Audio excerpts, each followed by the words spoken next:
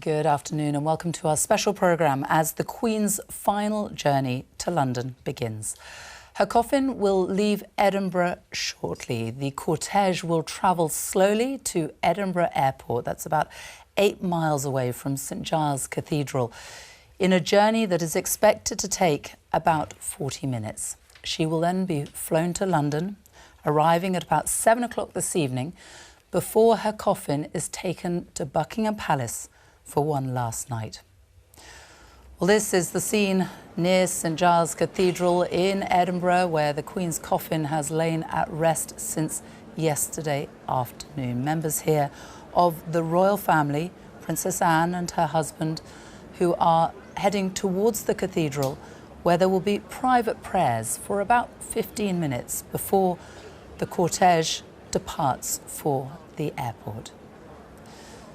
Thousands and thousands of people have spent many hours queuing, lots of them right through the night, to pay their last respects to Britain's longest reigning monarch. So many people came today that the queue had to be closed at lunchtime. People were being turned away because there simply wasn't enough time for them to make it inside the cathedral. But it's thought that about 26,000 or so people have been able to file past the coffin since 6 o'clock last night. Royal Company, Royal Salute, present both.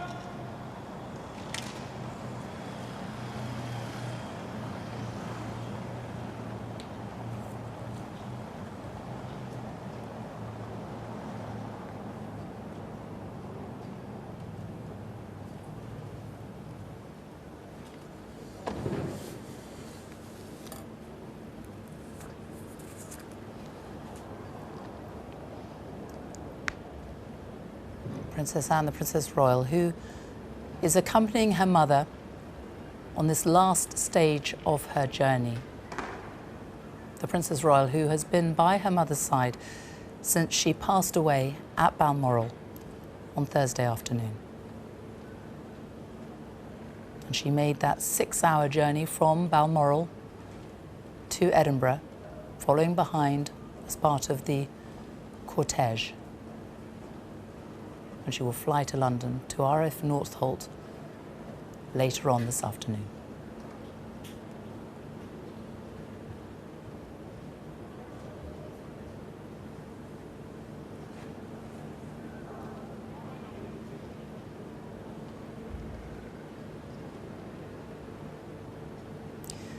So, as Princess Anne and her husband, Sir Timothy Lawrence, enter the cathedral, these are private prayers. We will not see any of what happens over the next 10 or 15 minutes or so as they prepare to bring the coffin outside and place it in the hearse. But let's join Kirsty Walk, who is outside in the streets by the cathedral. Kirsty.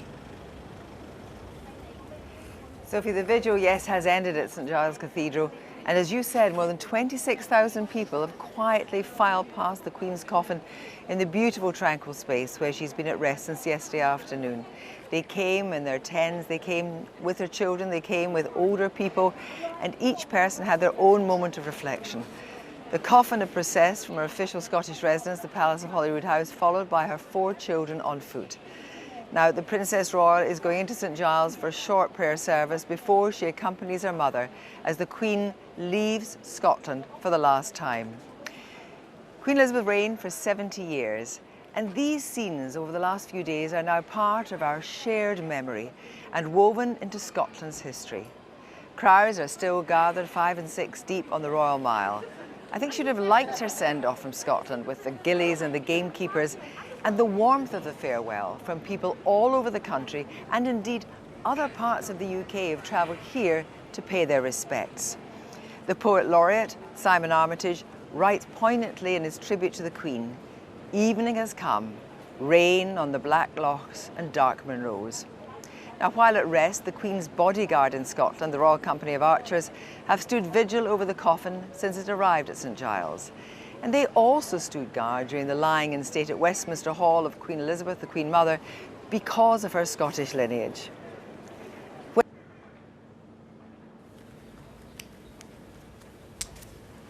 Well, while we watch these pictures, let's talk to two of my guests who are here with me this afternoon. The Reverend Scott Rennie, a Church of Scotland minister, and Robert Hardman from the Daily Mail is the author of a new biography of the Queen. Good afternoon to both of you. Your reflections over the past 24 hours, what have you made of it? I've felt heartened by the farewell that the Queen has had from the people of Scotland. I have to say I'm not in the least bit surprised about the number of crowds. Obviously there will be many more who are disappointed in not being able to see her lie in state at the High Kirk of Edinburgh, St Giles. But I'm not surprised at the warmth of farewell. For those of us who have known the Queen as part of public life in Scotland, it comes as no surprise to me. Over the last 24 hours, I've heard many people say she visited Scotland. I have to say, as someone from Aberdeenshire, Aberdeen, the northeast of Scotland, I've never thought about Her late Majesty the Queen, or indeed our new King, as visitors. They are very much, they belong to us, they're part of our family. I mean, obviously one's respectful to them, they're a royal family, but I've never thought of them as visitors, always part of our community, and that's why I think she's receiving the send-off that, frankly, she more than deserves. It's very poignant, isn't it, that she has been able to spend this extra time with the people of Scotland? Yes, and who knows if that's what she would have wanted. I will never know, perhaps, but certainly Balmoral and Aberdeenshire was a place that very much, I think, meant and felt like home to her. Certainly those of us from that part of the world, we feel very fortunate to have had her, not just as a monarch, but as one of us, if you like, in a different kind of way, but nevertheless part of our community. And personally, I think there's something fitting that she finished her days at Balmoral, because I imagine it's a place where, away from the glare of public attention, she could very much be herself, with her family being themselves.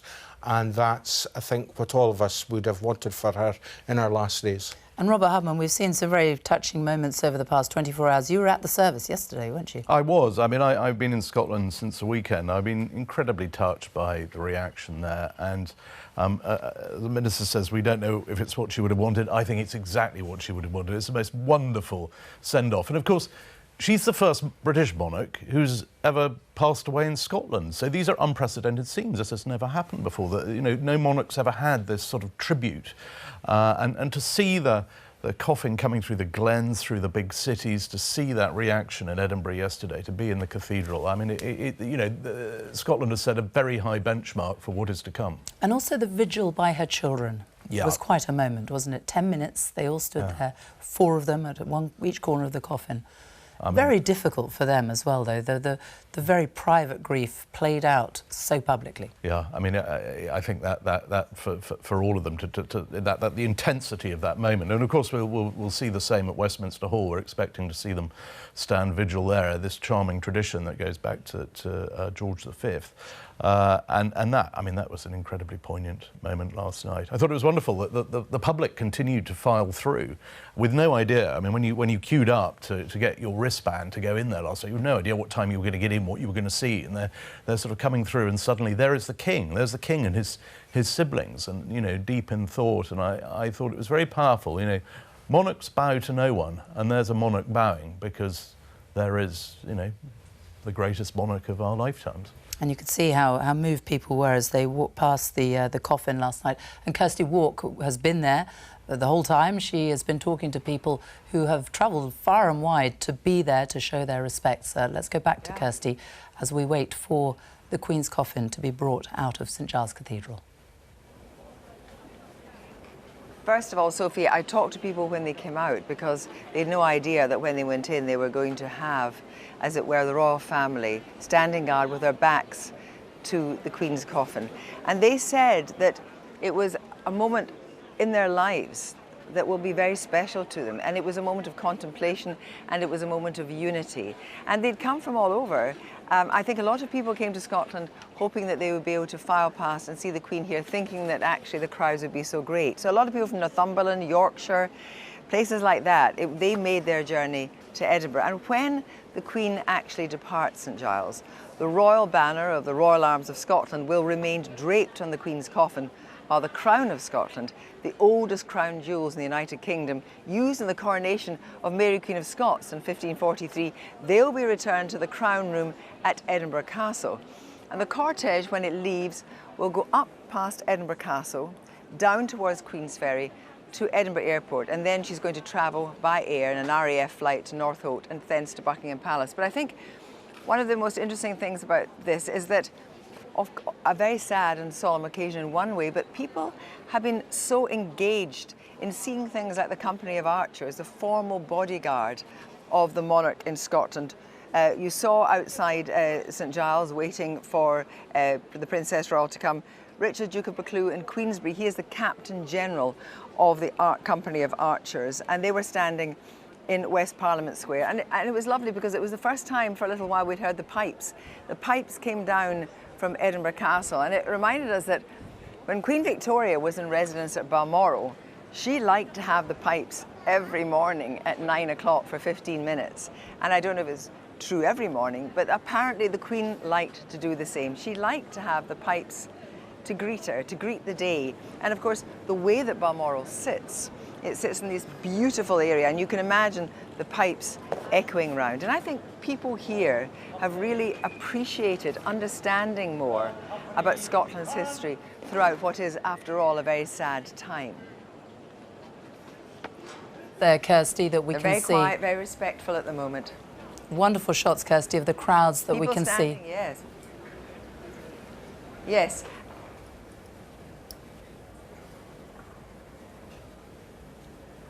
Robert Harmon, it's fantastic to see so many people out there, isn't it, lining the streets as they have been for so many hours now. Really. As ever, there's the Royal Mile again. You know, I don't know, 20 deep. I mean, I was trying to get through that crowd yesterday. It was almost impossible at times. And it's not, you know, this is not curiosity. And awful, I was surprised by the number of people who weren't there as sort of tourists who chanced upon this scene. I mean, they come a long way, as Kirsty was saying. And from the north of England, but from all over Scotland, because they genuinely wanted to pay their respects. And I mean, these are extraordinary scenes. Given now this is now effectively the third day in a row where we've seen these scenes on the Royal Mile. And Kirsty was talking about the Queen's piper, wasn't she? And the significance. Yes, I mean, the Queen loved a piper. I mean, it was absolutely, it was like the sort of palace staff would set their watches by at 9 o'clock every morning, piper starts, 9:15 every morning, piper stops. And he'd march up and down below her window. It was a tradition started by Queen Victoria, but the Queen loved it. She loved the pipes. I remember once on a state visit to America, her gift to George Bush Sr. was a pipe tune, lament, I don't know what you call it. That was her gift. You know, she asked her piper to commission one especially for him. Whenever she had visitors at state banquets, after dinner, the ritual was always began with the pipers coming in. So, I mean, wherever she was in the world, you know, the pipes were a very important part of her life. So we're expecting the royal party to leave St Giles Cathedral within the next minute or two. The Queen's coffin, which will be carried out by the bearer party before its journey to Edinburgh Airport. It's found by the Royal Regiment of Scotland. And the Guard of Honour outside St Giles that we've been seeing there already, the King's Bodyguard for Scotland, the Royal Company of Archers. Yes, they played a very important part. The archers have been have really come to the fore all through the last 48 hours. There they are again, Royal Company of Archers, a body that goes back to the to Georgian times, and they, in fact, several of them, I understand, around 80 of them, will be travelling down to London to stand vigil, stand guard over the Queen at Westminster Hall. So the archers have had a very busy few days. People leaning out of their windows to catch a glimpse of what is about to happen. Let's go back to Kirsty. I was struck by what you were saying about the people surrounding the Queen, and I thought it was really interesting that at Balmoral the gillies stood vigil over the Queen's coffin in the ballroom at Balmoral, and the gamekeepers carried her coffin to the hearse to come over the bridge, over the Dee, this river of rushing water. And I've also thought quite a lot about the fact that the royal household, you know, this is a very sad time for them. People like Angela Kelly, you know, I think we can just see now.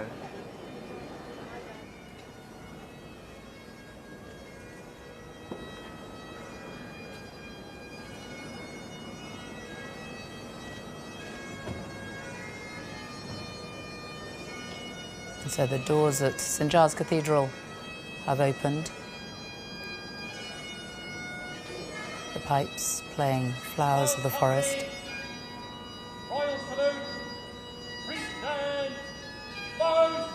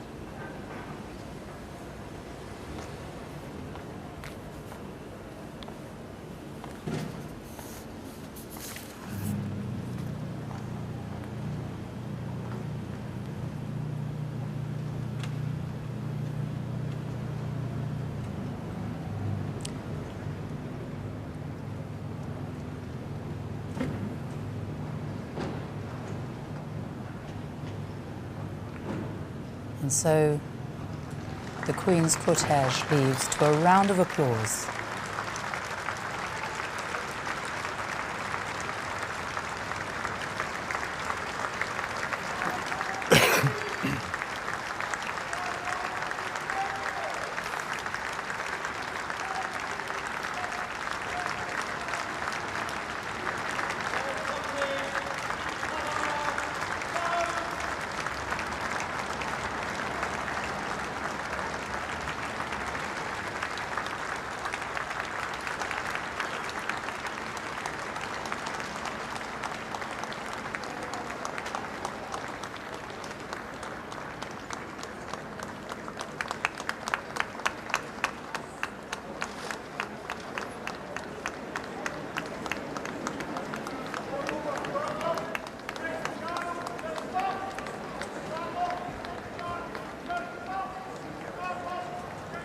Robert Hardman, the scenes we are witnessing there, it's the silence, the Yes. simplicity and the applause. Some applaud, most are nod their heads and pay their respects in silence. I mean, there's no hard and fast rule.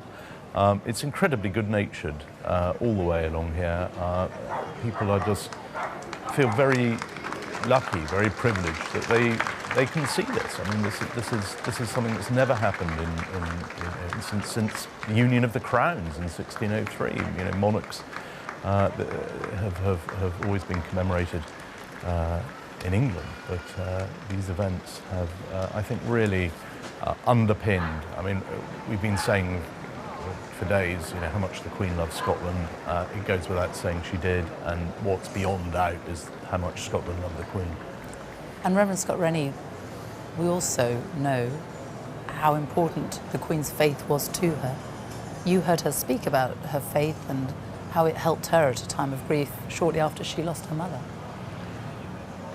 Yes, I remember her coming to the General Assembly of the Church of Scotland not long after she had lost both her mother and indeed her sister, and being struck by the emotion in her voice when she addressed the General Assembly about that loss and about how her faith sustained her. One doesn't often see that emotion, but it came through. And I think there's something about the Highlands. And the Highlands is a place where one feels close to God, or where spirituality comes to the fore. It's what we would say in Scotland, a thin place, where the bareness, the ruggedness, the reality of nature and the nature of life and death is laid bare. And somehow I can imagine that it was a place where she could rest, be herself, and where that space for thoughtfulness and faith would come to the fore. But there's little question that this astonishing woman, this wonderful Queen that we have had, her whole life, her whole attitude to her calling, really, has been underpinned by that sense of duty and service that comes from her own understanding of her faith and what it means to be a monarch. And that has shone through every day of her life, and I think what is quite a remarkable way. It is also something that we have heard King Charles talk about in the past few days as well, something that has clearly been passed on to him. Yes, and I have to say myself, I've been very interested to see him obviously have to pick up the baton from his mother, and to hear him express how important faith is to him. And as we watch Her late Majesty leave Edinburgh, our Highland Queen, for the last time, I am comforted, and I think many of us will be comforted in Scotland to know that our new King, His Majesty, also shares that love of Scotland. The Highlands also means a great deal to him, and that he also has that sense of rootedness in the Highlands, which his mother had. And there has been something comforting for me, and I think for many in Scotland, about that sense of continuity, which I think the fact that, as Robert has mentioned, this is the first time that we've been able to have these commemorations in Scotland, it has allowed Scotland, I hope too, to feel that sense of continuity it has as the King takes up his calling now and follows in his mother's footsteps. And you can see by the crowds, the people out on the streets, how much it's touched people, can't you? Absolutely. And, you know, perhaps Scots aren't given to great outpourings of emotion. Steely people, that's what a northern climate does for us. But the emotion's there, and this opportunity has really brought that warmth, that sentiment, that intimacy, I think, people in Scotland feel towards the monarch and our family to the fore. I mean, it's there, isn't it? I mean, the Queen loved those contrasts. I thought it was very touching in his homily yesterday when the moderator, Ian Greenshields, referred to that, where he talked about how, you know, yes, she's Supreme Governor of the Church of England when she's in England, but she loved worshipping in Scotland. She loved being part of two churches, and she could see and recognise the strengths of both. And it was always very much the case, you know, as you know better than anyone. I mean, when she was in your church, she absolutely, you know, that was where she felt she belonged. Absolutely, and to make that change from being, you know, Supreme Governor of the Church of England to be, well, I mean, Her Majesty is never quite just a parishioner, is she? But having said that, I mean, I'm told that she loved the simplicity and the dignity of the forms of worship in the kirk. Liturgical, yes, but simple and dignified, as was reflected in yesterday's service. And it's that quiet solemnity, that simplicity, that dignity. Very like her. Very, quite.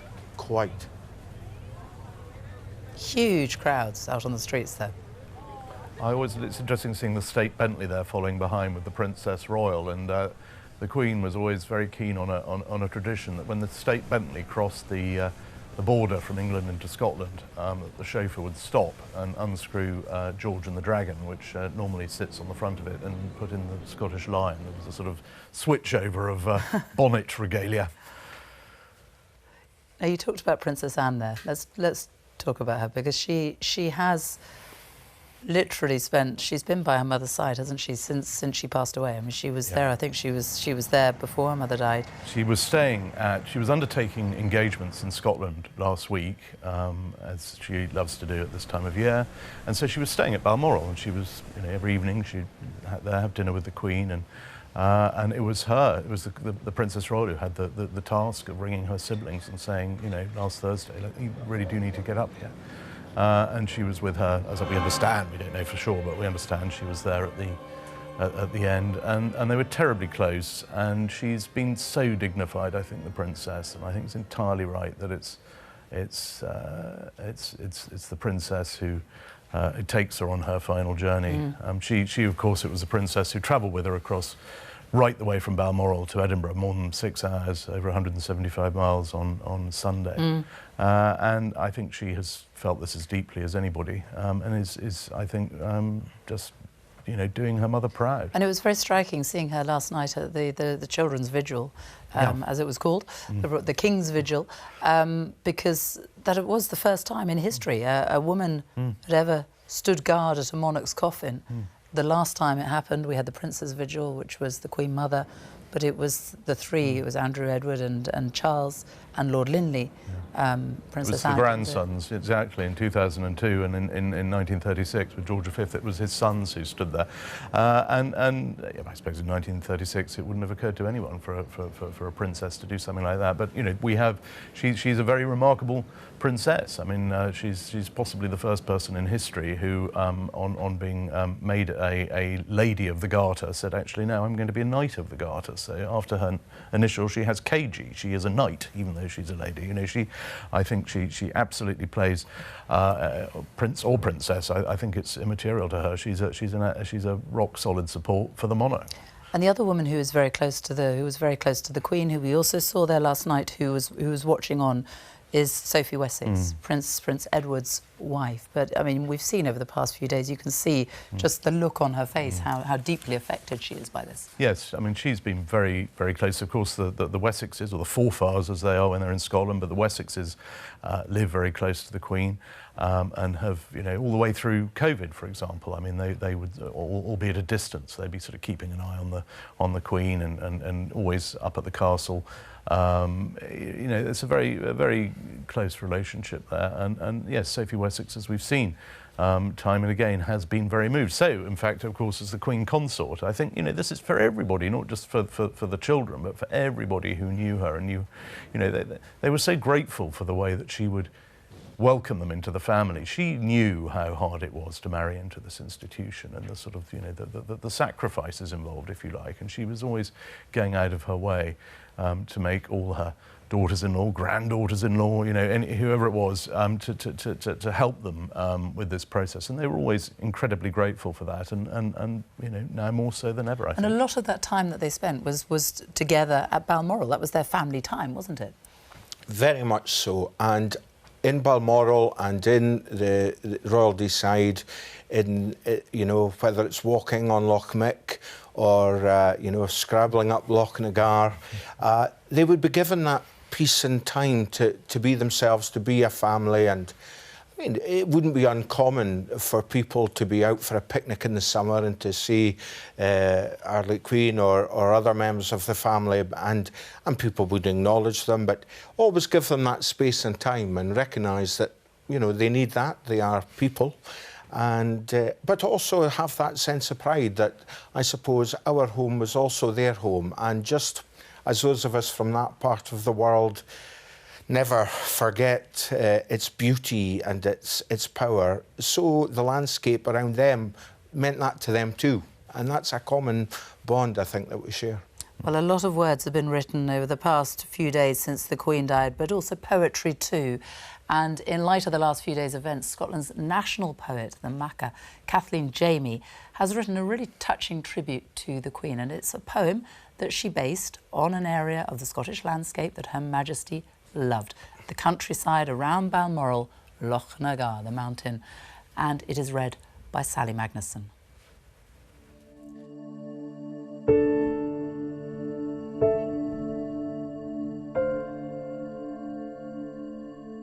The alder boughs hang heavy, red weighs the rowan trees that line the well-loved path which climbs to Loch Nagar from Dee, and knows at last the open hill, those ancient wind-honed heights where deer stand shy and skylined, then vanish from living sight,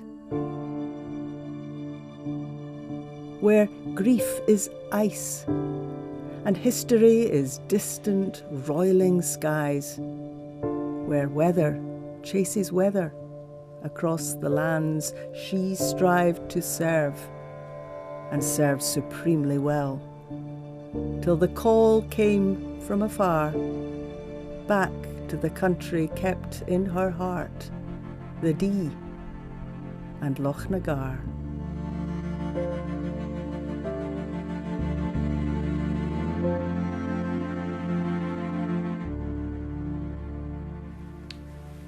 Beautiful words and beautiful scenery as well there. You can see why the Queen loved it so much. Undoubtedly. It's such a moving, emotive landscape, and when you're there and it just, the weather can change. It's such a landscape of mood, and it's rough and it's hewn from the rocks. There's no frills about it. There's no rolling pastures. But its beauty is its intimacy, and also it reminds you that life is fragile and that we all live in this environment that really we cannot fully tame. You feel very small in those kind of environments, don't you? You do, and yet you feel very at home. And if you walk Loch Mick, as often the royal family do, you can be halfway down the loch and suddenly the rain and the cloud comes over the lip of Loch Nagar, and you wish you'd brought your raincoat, or it can just change. But that's the beauty of the place. It's a place where you feel eternity. You get that sense that you belong, you know, whether you're a religious person or not, you get that sense that you belong to something greater than yourself. And I wonder in these last few days, as the events have played out both in the streets of Edinburgh and in Scotland, we've been reminded, because of the monarch's passing in Scotland, that this story that belongs to, from James the Sixth, who became James the First of Scotland, this story is also Scotland's story. It's our story as the United Kingdom collectively, and it's brought us back to that sense of continuity we have. I mean, isn't that the joy and the treasure of monarchy, that it draws us back into our story, who we are, what makes us who we are, and that's the landscape, the people, our history together. And it was the privacy of Balmoral and the estate that the royal family, dating all the way back to Queen Victoria, who bought it. Yes, Queen Victoria, I mean, she loved that sense of getting away with it. Loch Nagar, we heard there in that wonderful poem. I mean, she climbed Loch Nagar not long after they built Balmoral, and she was always... she'd often be out on the estate. If her prime ministers came up, they'd have to go and find her in some bothy where she'd decided to go and write her journals. Certainly, I mean, every visitor up there would always be struck by that informality, wouldn't they? I mean, prime ministers famously would be asked up for a weekend every September, and were always slightly taken aback on the first visit because they'd go for this barbecue with the royal family, and Prince Philip really would cook the barbecue, and the Queen really would do the washing up. and if they tried to help, they got very short shrift. On Mrs. Thatcher's first visit, she was desperately, just couldn't tolerate sitting there being waited on hand and foot by the monarch and then watching the monarch doing the washing up. And in her thank you letter, she very sweetly included a pair of washing up gloves to the Queen. But you know, it just underpinned that sense of otherness about it. And they loved wandering around and not being recognised, or sometimes being recognised. And then occasionally had these wonderful stories like the day when the Queen was out walking and her close protection officer Dick Griffin was with her, and they met a couple of American tourists, one of whom said, you know, have you met the Queen? To which the Queen replied, well, I haven't, but he has. I mean, you know, they love those sort of stories. They were happening all the time. I mean, that was one of my favourite stories. He told that beautifully, didn't he, around the time of the Queen's Jubilee? I haven't done it justice. You've got to repeat him telling but he does it much I know better he than did I it beautifully, but it was he stood there and she took a photograph for the American tourist. Yes. Of him, because he'd met the Queen, Yes. him and the American tourist, and she never revealed that she was actually the... But she did enjoy the thought of what would happen when they got home and were showing their friends, and look, we met this nice lady and she took a photo.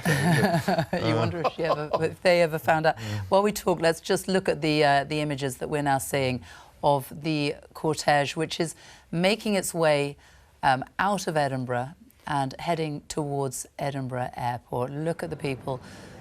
All of them out there, they've just come out to catch sight of the coffin before it leaves Edinburgh, before it leaves Scotland for the last time.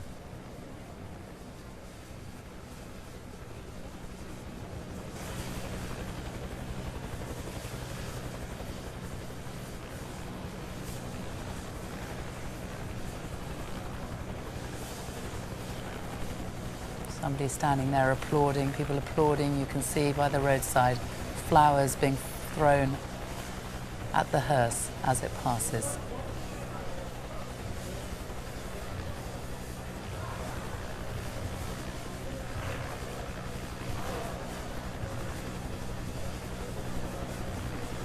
It has been very poignant, Robert. I'm going to show some images in a moment, but what we have seen over the past few days of the people, particularly on that journey from Balmoral to Edinburgh, the 6-hour journey, the people coming out onto the street, the simple, quiet tributes that they've been paying. That's right. And when you think that they've had very little notice about this. I mean, on Sunday, the people only knew the route less than a day before. I mean, this particular route, it's been known about, it hasn't been particularly publicised. It's amazing how word travels. I noticed in Edinburgh, everyone was sort of saying, oh, well, I'm popping up to the castle because, you know, X is happening and Y is happening. And people just have really, you know, embraced the last few days. They as has been said, they want to be part of it. They know its history, but it's not just a case of wanting to say they were there. It really does come from a deep, profound respect and indeed love for the Queen. Well, let's just have a look actually at some of the images that we saw over the last few days. The Scottish farmers who lined up their tractors. That was in Aberdeenshire. That was the first leg of the Queen's journey from Balmoral on Sunday. And dozens of them lined up there. You can see them along the road, some with their front loaders raised in salute to the Queen. Really touching tributes, spotted from the air by the helicopter following the cortège. And then this, really moving tributes like this. 32 horses and riders who were lined up in a field by the M19 near Glenfarg, and it was organised by a woman called Emma Cheap. It was her father's farm. I spoke to her this morning. She said she'd grown up with horses. She loves horses, and she planned to do that on her own. She wanted to pay tribute to them, and then she invited her friend who took the photographs and the neighbours, the pony club, and as they passed by, as the cortège passed by, Princess Anne looked up and waved at them. She spotted them, and Emma said it was just the fields went quiet. It was like the horses knew they didn't move. It was a real goosebump moment for people as they passed. Well, I think that there were so many of those little moments. People had given such thought to it. I mean, just looking at the tractors there, must be the cleanest collection of tractors. They'd all been given a good scrub the day before, and it was lovely. I mean, someone just had that idea. It wasn't you know, didn't make a big thing of it. They all had their own connections with the Queen, and still do with the royal family. And it was amazing how we went from that very much as a rural links, and suddenly we were in the suburbs of Aberdeen, and the crowd sort of started building, and it had a different sort of feel, and then went down through the countryside to Dundee and beyond. And you know, that's a part of Scotland that the Queen had very, very strong links with, because that's where her mother was raised. I mean, I think we often overlook the fact that you know, thanks to Glamis, thanks to Elizabeth Bowes-Lyon, the royal family are the most Scottish royal family we've really had since the Act of Union. I think the Queen was descended twice in two different lines from Robert the Bruce. So you know, as you made the point, Minister made the point very well early on. I mean, there was no question of her visiting. I mean, she's absolutely, you know, Scottish as they come. Absolutely, and just part of, you know, one of us, part of, I mean, obviously not one of us in the sense that she's the Queen and she was different, but just integrated, part of community life. And I have to say that, I mean, for me, it's fitting that the Princess Royal has been with her. She too is a very large part of Scottish public life, whether it's, you know, at the rugby at Murrayfield or, you know, she's part of Scottish public life, but also so is our new king. He is as embedded in the life of Royal Deeside in Aberdeenshire and the Highlands as his late mother. And I really, that's one of the things I think that's really come across in the coverage. And I too, like Robert, it's been wonderful to see people do little things, little simple things that they can do from their own life, if they're a tractor driver or a farmer or a horsewoman or man, just to do that little thing that says thank you, that acknowledges this woman and the monarch she's been, and says thank you.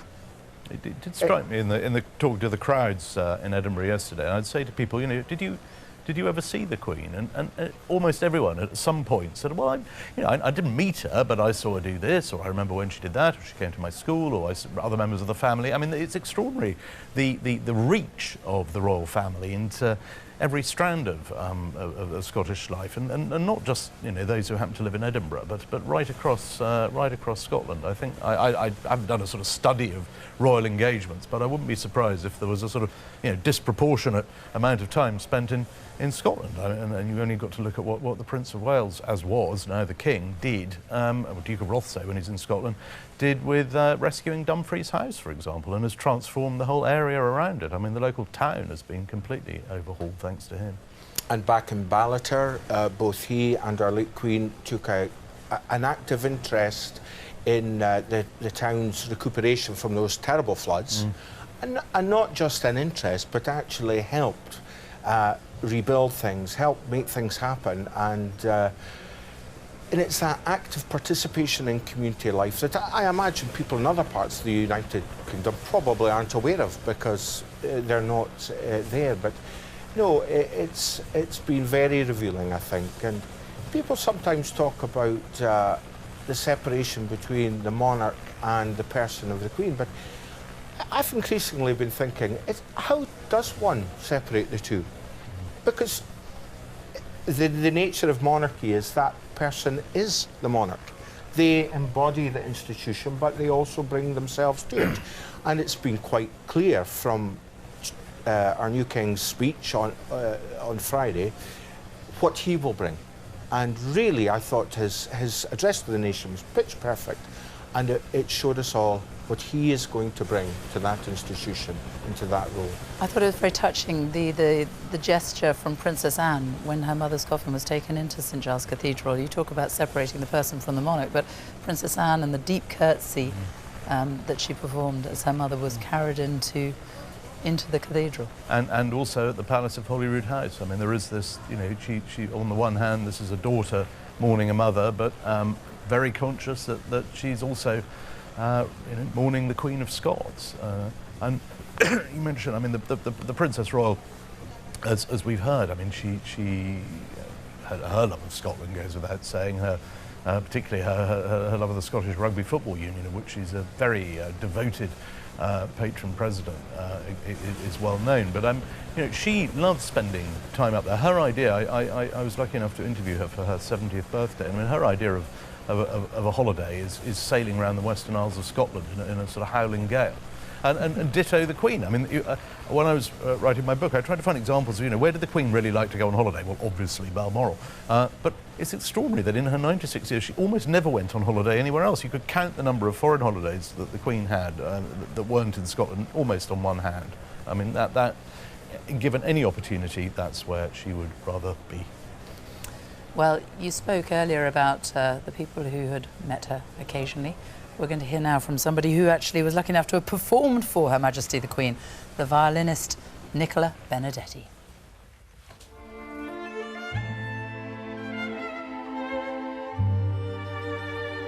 The first time I had the honour of meeting the Queen was a historic day in Scotland, the opening of the Scottish Parliament building. I was 16 years old. So many dignitaries there, but of course, I think the highlight for everyone was her presence. I was sort of taken to and introduced to her in the middle of hundreds of faces, and she was extremely funny and complimentary and friendly, and congratulated me on the performance. It was quite daunting and overwhelming, but she put you at ease so immediately. Probably the most intimate and memorable occasion for me was the private meeting when I received the Queen's Medal for Music. She was extremely informed and knowledgeable about my work in music education and my work for young people. We were also talking generally about the challenges that the young generation face today. She was also sharing with me particular personal experiences that she's had and seen evolve and change over the years. She said that she used to look out into a sea of actual faces looking at her, and now she looks out into a sea of screens trying to capture photos, and how much that has impacted and changed the experience that she had in meeting the public.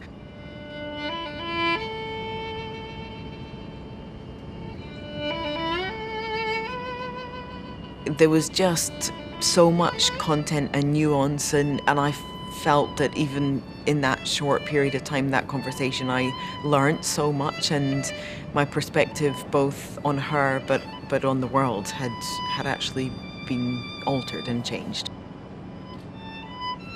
There are, of course, a multitude of feelings on a general sense within Scotland towards the fact of the monarchy, but I think to separate that from feelings towards the Queen is right and is accurate, and I think everyone is feeling huge sadness and admiration for her and her legacy and the life that she led.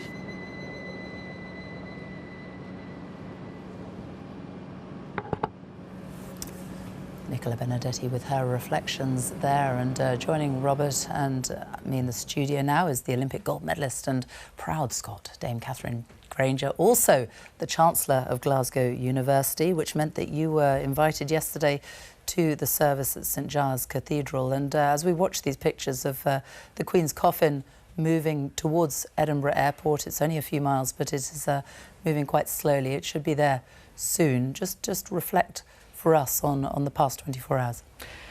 Yeah, well, as you said, because I'm the Chancellor of the University of Glasgow, my original plan yesterday had been it's the start of Freshers' Week for the new university year. So it was obviously a different week planned for a lot of university students and people connected to universities, but that's why I was going to be up in Glasgow anyway. And then I got a call on Saturday if to represent the university if I'd attend the service for memorial yesterday at St Giles Cathedral. So it, as everyone would say, incredible honour to be asked, massive privilege, but it was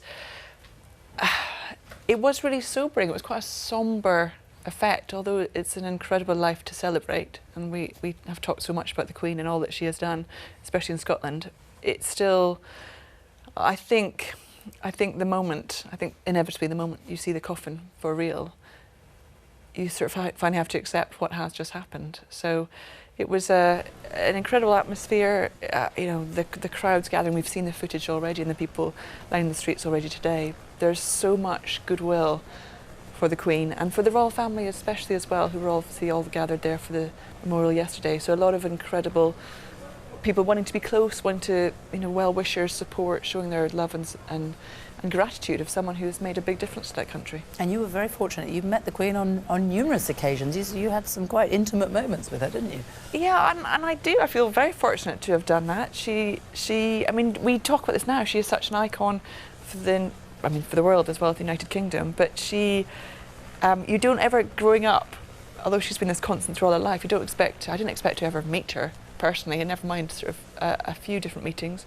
I was obviously part of the British Olympic team for many years, and she always very generously hosted the Olympic and the Paralympic team, usually after the games. Either she had events up at Holyrood, in Edinburgh, down at Buckingham Palace, garden parties within the palaces itself, and it's such a huge moment. I think people who compete for the nation and compete under that Union flag and sing God Save the Queen at every sort of sporting event, to actually then meet, you know, the woman for real, and to be able to have conversations with her, it's a huge moment and a huge what was event. it like? What was she like when you chatted to her?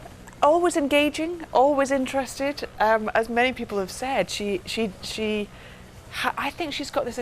She had this incredible gift of relating to people. Somehow, despite the world and the life she inhabited, could somehow feel relatable to athletes from any background, any walk of life, any sort of part of the country, and she could connect and relate and make people feel very comfortable. She, you know, we talk very famously now, you know, did have a sense of humour and was just interested in people and engaged. And I think, you know, obviously 10-year anniversary this year of the 2012 Games, and she had such a strong role during the 2012 Olympic opening ceremony and during the Games itself, and a big presence at that time. And I think, speaking to athletes, not just from our own team, but around the world, there was a huge moment when we saw her meeting the James Bond moment, when she jumped out the airplane. You know, when you talk to athletes from all other nations, they were thinking, you know, this is an incredible country that has someone who is the head of state and would do that. And because it was the fun element, it was the getting involved, taking part, and sort of celebrating the whole event. Well, I mean, to have the confidence to do that. I mean, in so many other countries, you know, I mean, a sense of humour and head of state don't go together. But I mean, that was a wonderful, wonderful moment. It was a total surprise that evening in the Olympic Stadium. I remember sitting there surrounded in the press box, surrounded by journalists from all over the world. They were all a bit confused by a lot of this sort of fabulous Danny Boyle show. They couldn't quite work out what was going on. And suddenly, oh my goodness, it's James Bond, it's the Queen, this is Britain. And the headlines the next day, I mean, as many headlines around the world were, some said, you know, Olympic Games open in London. I think rather more said, Queen jumps out of helicopter with James Bond. Like we don't think we'll ever see again. It really was an iconic time for the country, and as you say, I think she was such a part of it, wasn't she? And as her family had been, she had actually on the night of that opening ceremony, she held a reception at Buckingham Palace for all the world leaders, and there was a sort of stunned silence when she reminded everyone this was the third time her family had opened a London Olympics, because no city had had 3 before. Well, as we see all these people lining the streets there, lining the route to the airport for a last glimpse of Her Majesty's coffin, a personal chance to say their goodbye. Let's just take a moment to hear some more personal recollections about the Queen from some of those people whose lives she did touch. I am the Secretary stroke Chairperson of the Glasgow branch of the Association of Wrens 2016. That was the 70th anniversary of the branch being formed, and it was decided that perhaps we would try to take some of the elderly group to the garden party at Holyrood Palace. Eventually, a letter came back saying that the Queen was very, very interested to meet the ex-Wrens because they had served, like herself, during the war. You know, she spoke to every single one of them, and once they got over their nervousness, I think they just spoke to her as though she was a member of the group. They had something in common, that they were all in uniform. They were just so happy. And I think that was a highlight, the whole highlight of their day.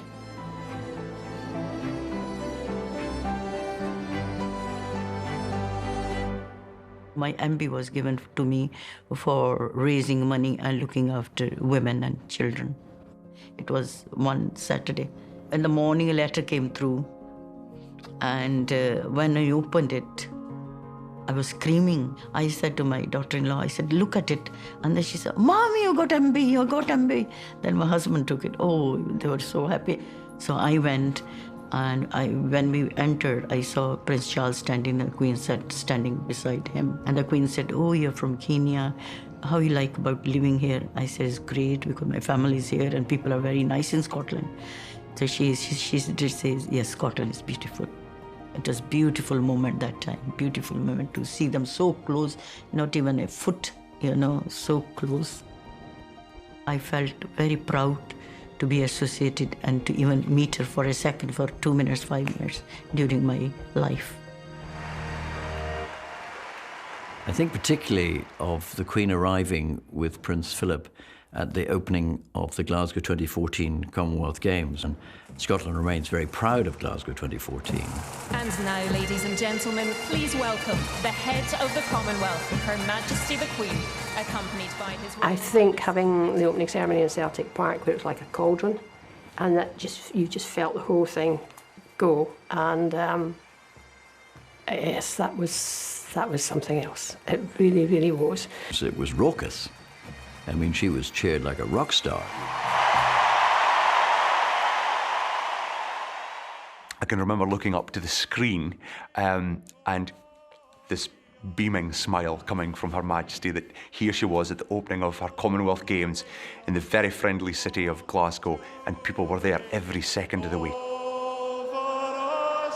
God save the Queen.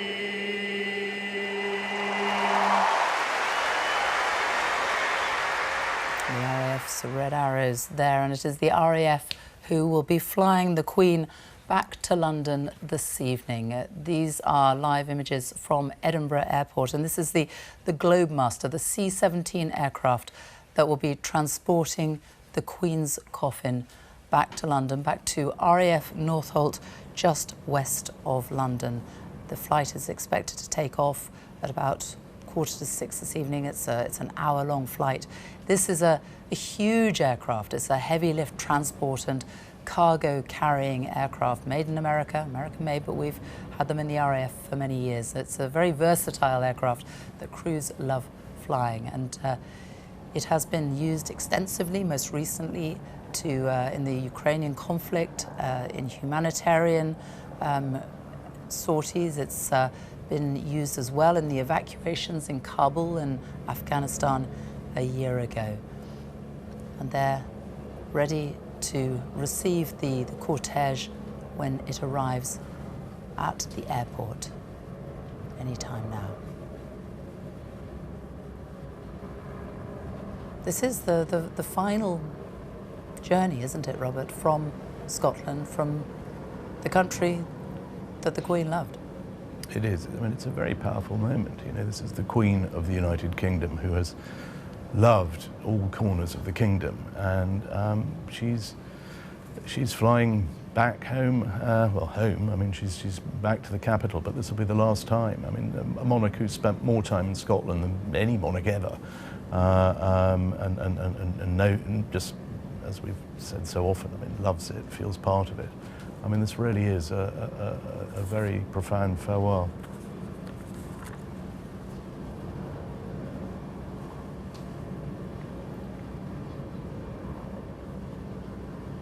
And so it makes its way towards the airport. It's only an hour-long flight to London. Tell us what is going to be happening, Robert, when it arrives in London later this evening. Yes, I mean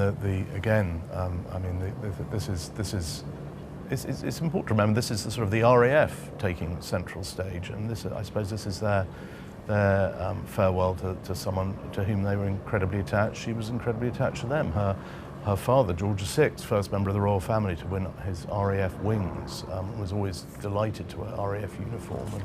And anyway, she will land at Northolt and then be driven through London back to Buckingham Palace to spend her last night at Buckingham Palace ahead of tomorrow's procession through the capital to Westminster Hall.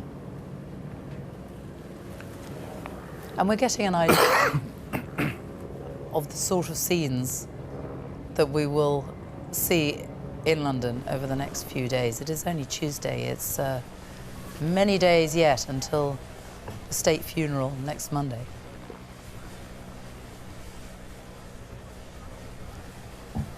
I think certainly the scenes in Scotland have shown just how, well, certainly been very impressive, will have been noted by people all over the United Kingdom, and certainly London will want to match the grandeur and the dignity.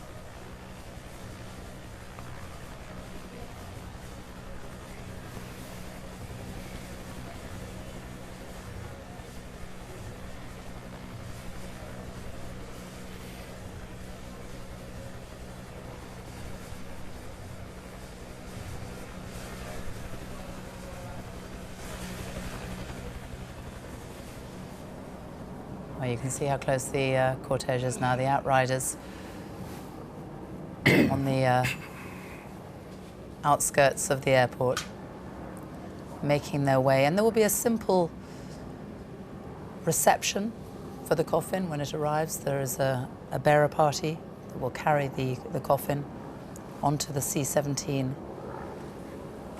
and also a guard of honour founded by the RAF.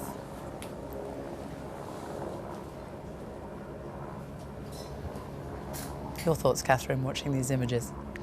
Yeah, I mean, as Robert said, it's very moving. It does feel, you know, this is her final farewell to Scotland, as we've said. You know, a place she spent a lot of time in, and the people had a huge love for her. And you know, the sun's lowering the sky. There's so many sort of symbolic, you know, just the images. They're very strong and very symbolic. And you know, this last bit feels quieter. There's a sort of gentleness to the end of this journey, as it feels appropriate. I think it's still, I think what was, if there was a positive of it all having to end now, you know, I think the fact that the Queen spent her last days, and you know, the coffin spent the first few days travelling almost the length of Scotland as well, down the east coast, just gave so many people an opportunity to be close to her and to say their farewells. And you know, watching a lot of people gathering in Edinburgh yesterday, and the people in the streets,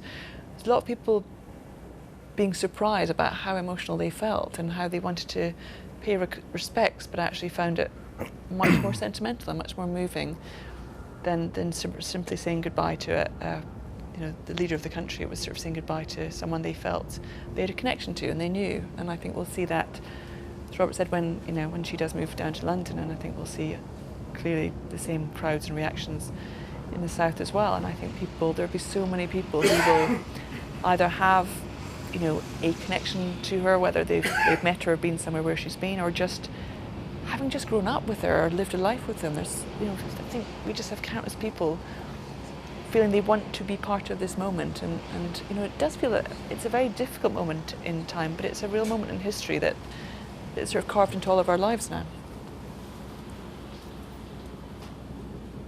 It is the simplicity of these scenes, isn't it? And I think the silence that is so moving, actually.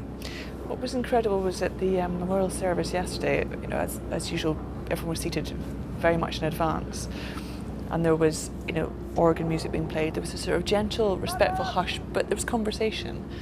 And then when the music stopped, there was still about half an hour before the ceremony started, but it went to absolute silence.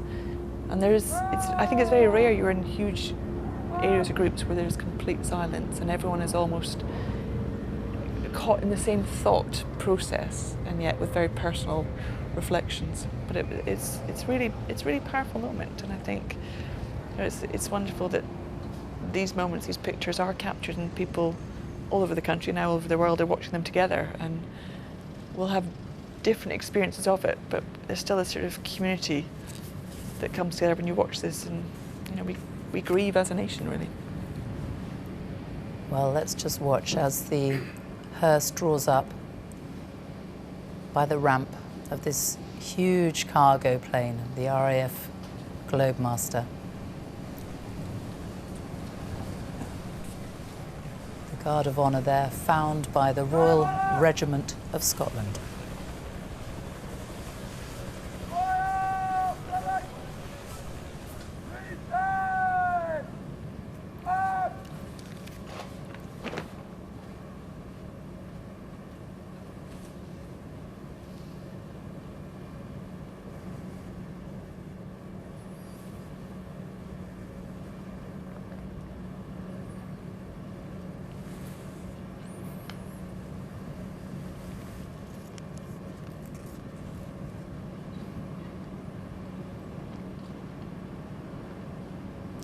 Princess Royal there and her husband, Sir Timothy Lawrence, who, as we have said, have travelled the entire way from Balmoral and will continue on to Buckingham Palace, accompanying her mother's coffin every step of her final journey.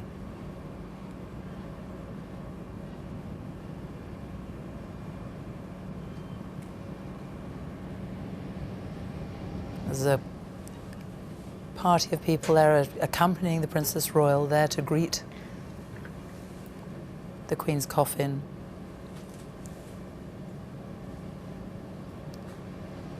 The Royal Air Force Queen's Colour Squadron.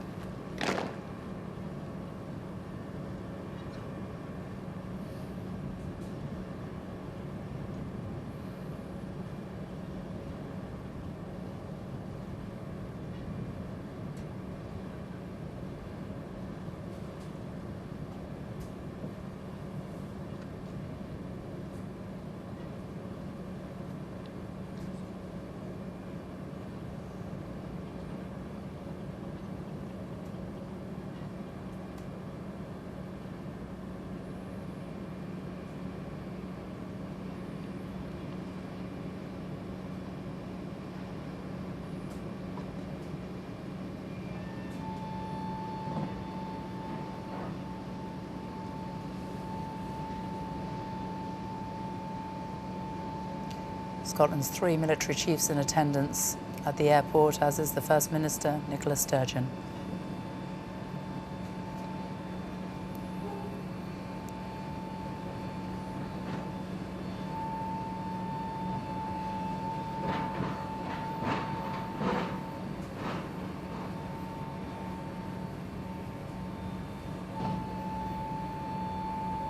Robert Harbin, such a huge aircraft for such a small coffin. It's I think just reflects the magnitude of the occasion. I'm just looking at the landscape beyond. I think one of the great features of the last few days has been, as the Minister was saying earlier, this Scottish landscape that the Queen loves so much. I have to say, as a Londoner, I think what's coming up a little later on will not be quite as pretty and as majestic. But the hills we saw on Sunday, as watching the coffin make its way along Deeside, the grandeur of the setting, I think, is entirely appropriate. And I think there we see the Princess Royal going to join the coffin on the plane, and I think entirely right that we have this extraordinary aircraft for such a moment.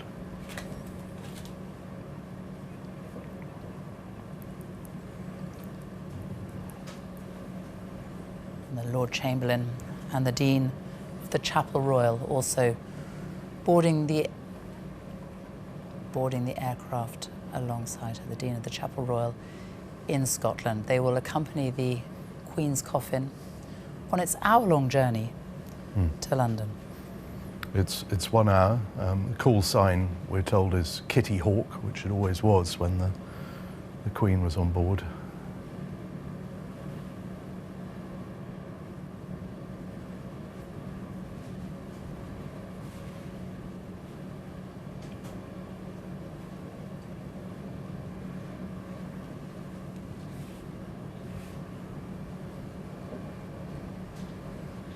The band there of the Royal Regiment of Scotland watching on.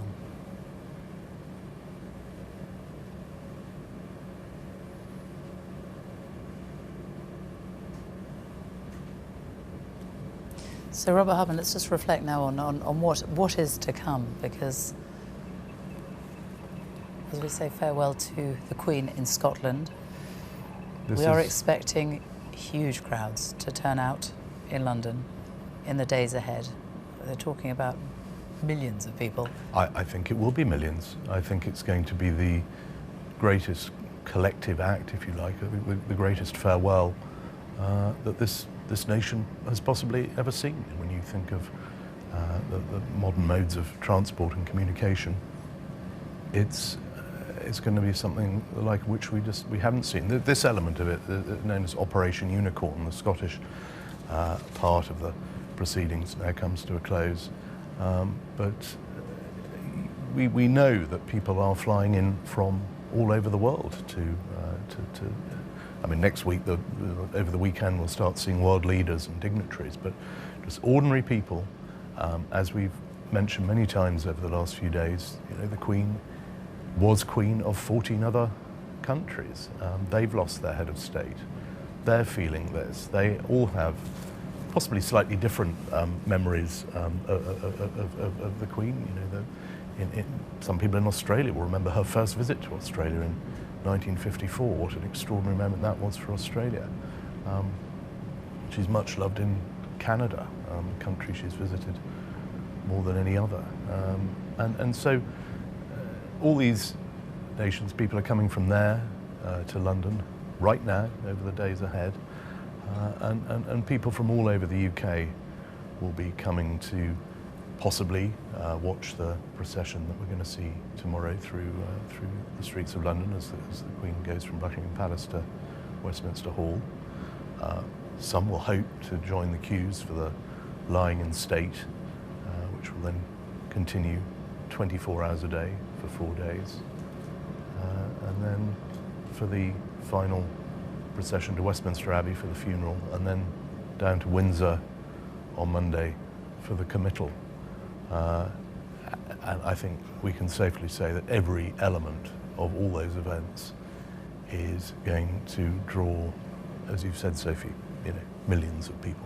And if for people who will remember when the vigil held for the Queen Mother, the scenes passing through Westminster Hall then, I mean, it was quite extraordinary. That was an incredibly stirring moment. I mean, the grandeur of Westminster Hall. I mean, St Giles Cathedral last night was lovely.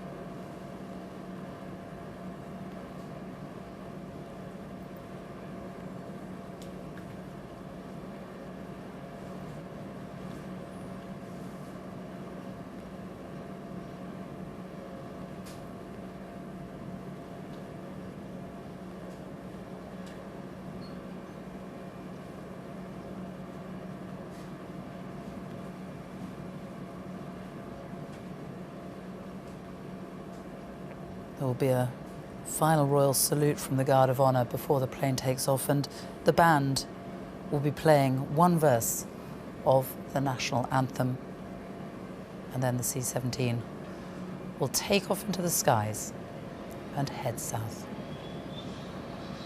The engine's starting up.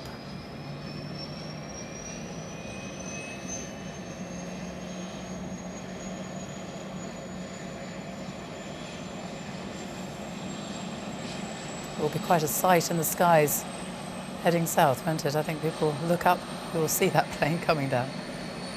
I think if people can see it, if it's a glorious late afternoon there, people will be wanting to capture this sight. I hope the weather will be the same in London. I'm not sure it is. But, I mean, what a magnificent setting, what a magnificent way for our longest-lived, longest-reigning monarch to say final farewell to a part of the country that was as dear to her as anywhere. And Kath Granger, you got a sense of the people who had come out yesterday and today, didn't you? The lengths that they had travelled just to be there. Yeah, I think in all these moments you realise how many people the Queen has reached and touched, and how many people want to have sort of a final connection, a final moment with this sort of incredible figurehead in our history.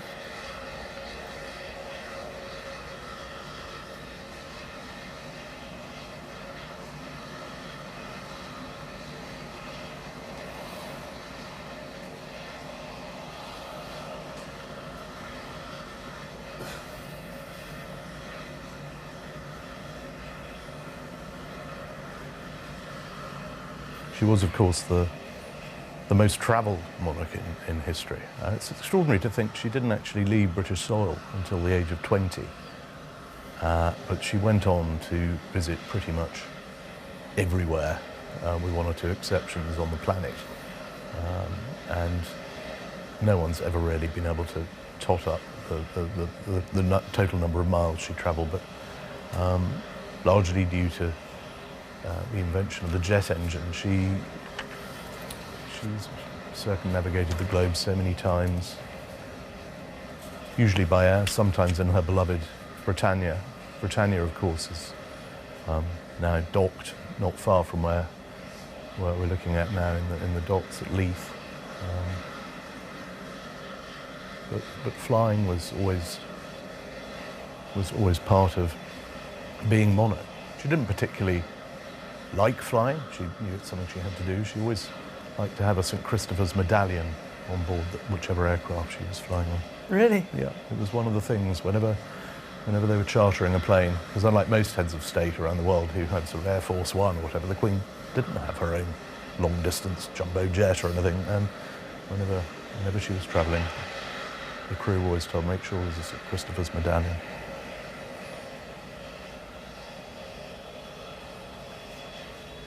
Let's talk of King Charles for a moment as well, because while this is all taking place, he is in Northern Ireland. He has already travelled his schedule over the last few days. He's almost 74 years old himself, isn't he? Yeah, 75 next year. He got up this morning at Holyrood House in Edinburgh, spent the day in Northern Ireland, and is now like the C-17 is on his way to London. Has very consciously wanted to take the new reign around the kingdom to show what monarchy is all about, really. Continuity, stability, unity. There's the Secretary of State of Scotland and the First Minister preparing to bid farewell. The First Minister very wisely holding on to her hat, given the size of the engines there.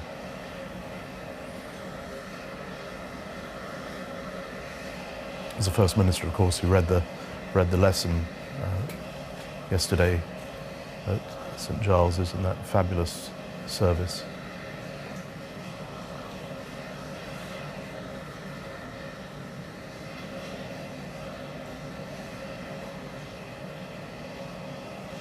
The Lord Lieutenant, City of Edinburgh there, Robert Aldridge.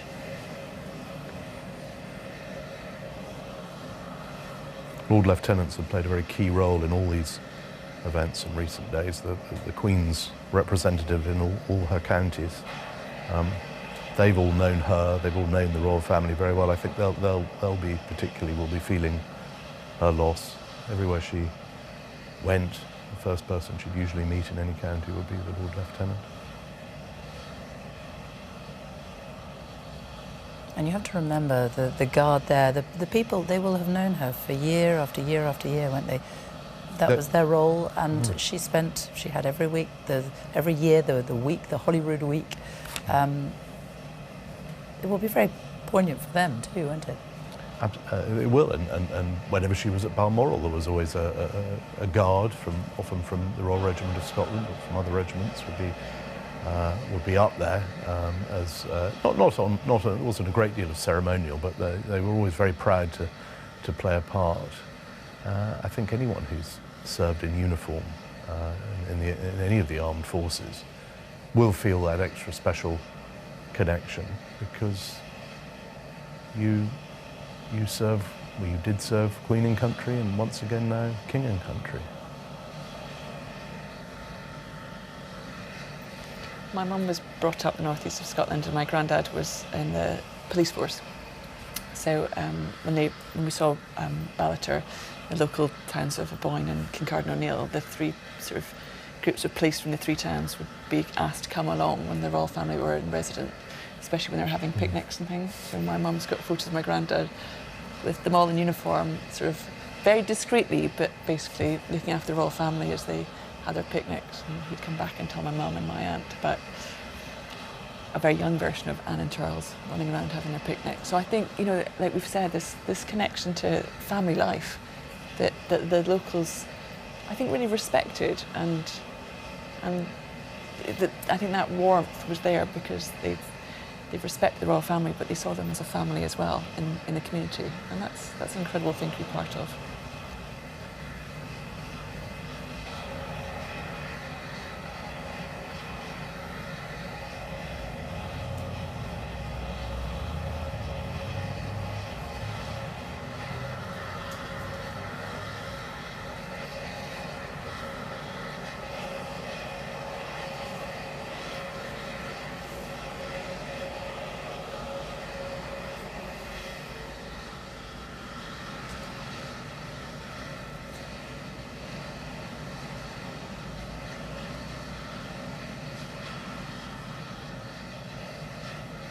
Preparations being made on board still on the flight deck before this huge Globemaster can take off.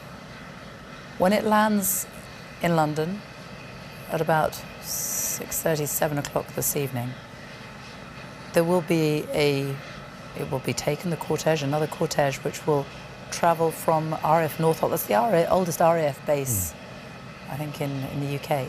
It's home to what used to be called the Queen's Flight, now 32 Royal Squadron, and the RAF are waiting there in some numbers. There'll be obviously a proper welcome, and then the journey will begin along the A40. I'm afraid it's not as handsome as what we're looking at now, into West London, and then through down Park Lane and through very familiar landmarks back to Buckingham Palace for what will be the Queen's last night in her palace. And that for the family will really be a very special moment, no doubt, because that will be her last night at Buckingham Palace. After that, her coffin will be moved to Westminster Hall, it will lie in state, and then the funeral on Monday. So the last private 24 hours or so that the family will have. Yes, it will be. It is so rather wonderful that the events of the last few days have taken her to so many of her residences from Balmoral to the Palace of Holyrood House. I was talking to some members of the royal household today who were reminiscing just what a lovely atmosphere there is at Holyrood House. It's quite intimate. I mean, it looks very grand. Obviously, it's a palace. It's very historic, but there is a sort of intimacy there, and whenever the royal family are in residence there, everybody loves it, and so from there back to Buckingham Palace, and ultimately to Windsor Castle, which is the seat of the House of Windsor, where her parents lie, where Prince Philip lies. But that's obviously for Monday. Today is a return and a preparation for the great state elements of this period of mourning.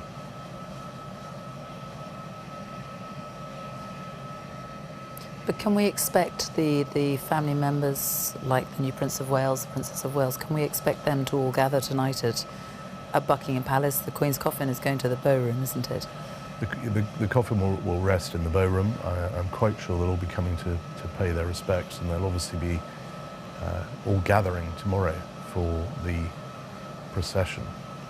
And it's a sort of procession like no other, because normally we think of processions down the Mall and bands playing and a great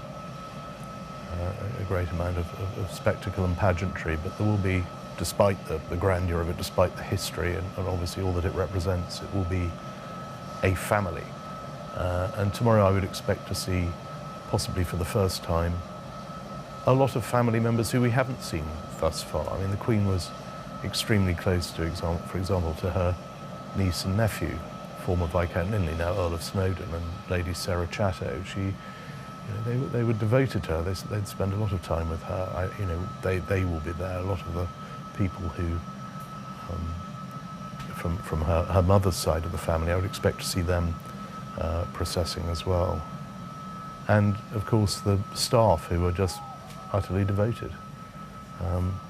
I think we forget at a time like this that of course members of her family are mourning their mother, but I mean there are a lot of people. There were some very emotional scenes, I'm told, at Balmoral as she left on Sunday morning. There's a real sense of losing someone to whom, I mean, love is the word, I'm afraid. It's love. Well, the stairs have been taken up there. The band stands ready. The final royal salute will take place before one verse of the national anthem.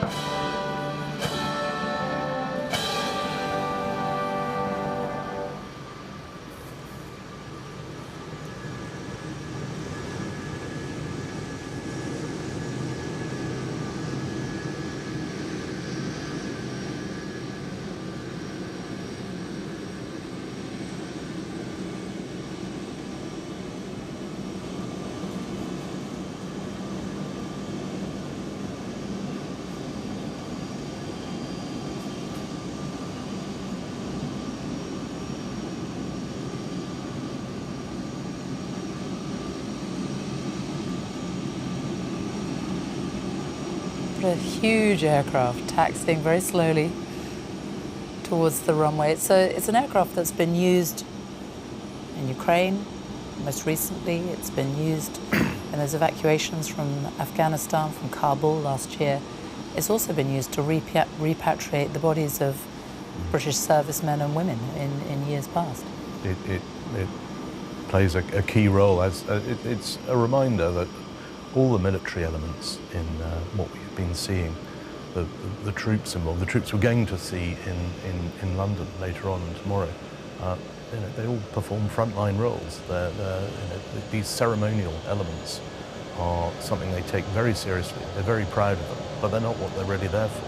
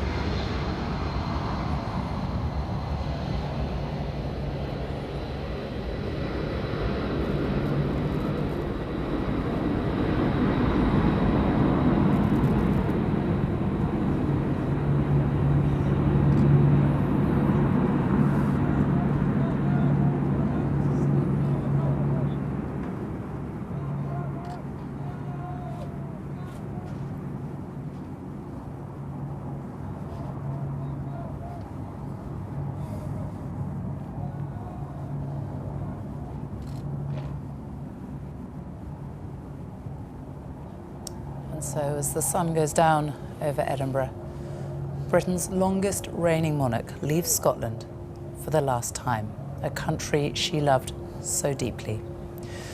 The flight will take an hour. We will be back on BBC One as it lands at RAF Northolt, just west of London. Hugh Edwards will be live from Buckingham Palace for Her Majesty's final journey to the capital. But in the meantime, I will leave you with some of these extraordinary images from Her Majesty's departure from Scotland.